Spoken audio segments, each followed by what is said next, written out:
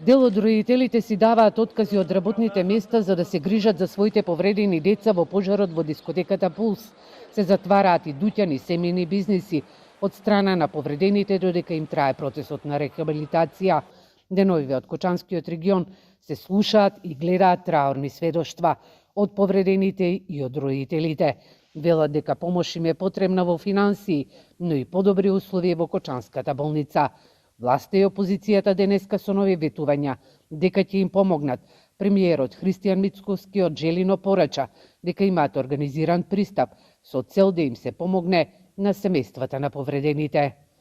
Апсолутно имаме организиран пристап и со родителите се видов, најголемиот дел од родителите, и ќе продолжам да се гледам, да разговараме, да помагаме и за оние кои што се повредените, но и за оние кои што за жал ги загубија своите најмили.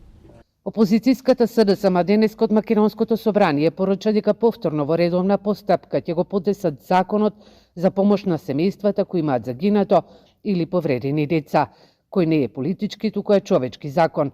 Прифатени се и забелешките од позицијата и низ дебата во Македонското собрание можат да се добијат подобри решенија за обештетување на семејствата на загинатите, а за повредените да добијат веднаш финансиска и институционална помош.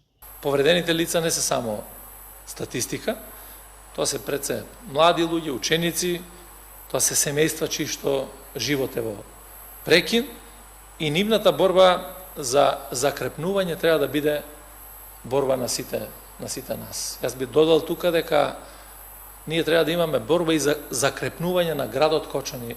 Пратеничката група на ВМРО ДПМН е возврати дека не сакаат да влезат во сценариото на политизација на трагедијата во која СДСМ упорно сака да ги внесе.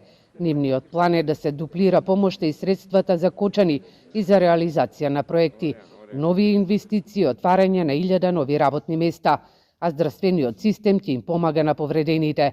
Силвана Петрова, мајка на повредениот Трајче Петров за Сапорт Кочани, сведочи дека морала да даде отказ за да се грижи и за Трајче, но и за останатите членови во семејството, бидејќи е самохран родител.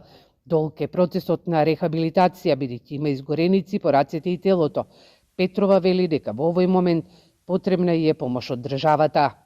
Значи, јас имам мало дете од 10 години, имам мајка стара со 2 мозочни удари што треба да се грижам за неа, а накнадо сега сето посветено сме па на ово дете.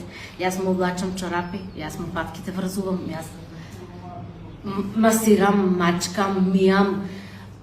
Мора и работа да напуштам за да се посветам на детето. Во пожарот во дискотеката Пулс загинаа 62 млади животи, а околу 200 се повредени.